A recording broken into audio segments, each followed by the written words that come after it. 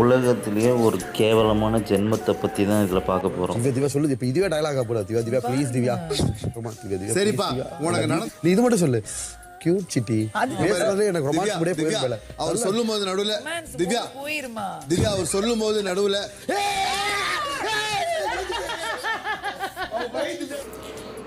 இந்த கடலாமை இந்த எருமை மாடு அவனை அப்படி கூட சொல்ல முடியாது. ஏன்னா அது அந்த எருமைக்கும் அசிங்கம், கடல் ஆமைக்கும் அசிங்கம்.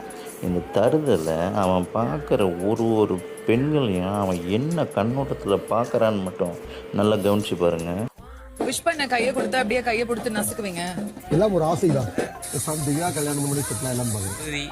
உள்ள டாஸ்க் போட்டிருக்கு திவ்யா மடியில் படுத்துக்குவேன். இந்த இடத்துல இருக்கும்போது எழுதிட்டு இருக்கும்போது திவ்யா ஸ்மெல் சூப்பரா இருக்கு. போ அந்த பக்கமா.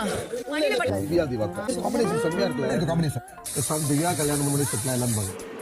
இந்த தருதலை திவ்யாவை கல்யாணம் பண்ணிக்கணுமா, கல்யாணம் பண்ணி செட்டில் ஆகிடணுமாம்மா, காம்பினேஷன் எப்படி இருக்கான் அவங்க ரெண்டு பேர் காம்பினேஷனு. இவர் சிட்டியான், கியூட் சிட்டியான். அவரை கொஞ்சம் நம்ம கண்ணத்தை கிள்ளி மடியில் தங்கச்சின்னு சொன்ன ஒரு பொண்ணு இந்த தருதலை சொல்கிறான் பாருங்க. ஏன்டா தங்கச்சின்னு சொல்லிட்டு கல்யாணம் பண்ணிக்கலாமான்னு கேட்குறியே அப்படின்னு கேட்டால், அதனால் என்ன கல்யாணம் பண்ணிக்கலாம் அப்படிங்கிற. உங்கள் வீட்டிலலாம் தங்கச்சியை தான் கல்யாணம் பண்ணிப்பீங்களா நீங்களாம்? அந்த பொண்ணுக்கெலாம் நான் கூட பிறந்த அண்ணனான்னு வச்சுக்கேன்.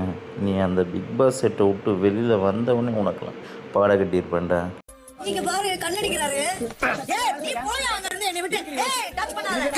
எப்படி லவ் பண்றது?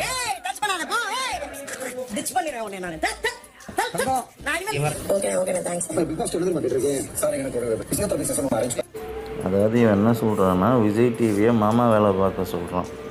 இவருக்கு படுக்க இடமே இல்லை, பாரு தோல்ல தான் படுப்பாரு. ஒரு குண்டூசி கூட கொடுக்க மாட்டேன் உனக்கு என்னை பத்தி தெரியாது. நான் மதுரைக்கு போய் பொண்ணு கேட்க யாரோ ஒரு ஆளுக்கு எனக்கு பாறை விட்டு கொடுக்க மனசே வரல. இவர் வேற தடவிக்கிட்டே இருக்காரா அப்பையில இருந்து பண்ண முடியும். நீ வாயை மட்டும் முடியல அடிச்சிருவேனே நானு.